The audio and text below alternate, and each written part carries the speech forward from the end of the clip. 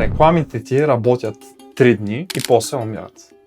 Проблема не е в мета, не е в алгоритмите, не е пазарът е наситен или такъв е сезона. Всъщност се случва следното. Пускате реклами, първи ден топ резултати, втори ден още по-добре, трети ден Porsche конфигуратора е отворен и сайтовете за имоти в Гърция. Изведнъж рекламата умира. Това е най-ясният признак, че имате липса на креатив система. Това, което се случва е мета винаги показва рекламите ви на хора, които са готови да купят, които знаят, че имат проблеми, знаят, че имат продукти като твоя, които го решават и са готови да си платят. А работа е там, че тази аудитория е прекалено малка. И в момента, в който се изразходи тази аудитория, мета започва да таргетира хора, които са доста по-студени. Това са хора, които може би дори не знаят, че имат проблем. И затова рекламите спират да работят. Истината е, че повечето брандове, особено в България, таргетират основно този малък процент от аудиторията, които са готови да купят, напълно игнорират и не могат да таргетират останалите 80-90%, които не знаят, че имат проблем. Точно за това рекламите ти умират. Не защото алгоритма се е прецакал или мета са направили някакъв проблем или си наситил пазара, а защото ти липсва креатив система, която да ти помогне да таргетираш хората, които все още не знаят, че имат проблем. Вече над 10 години решаваме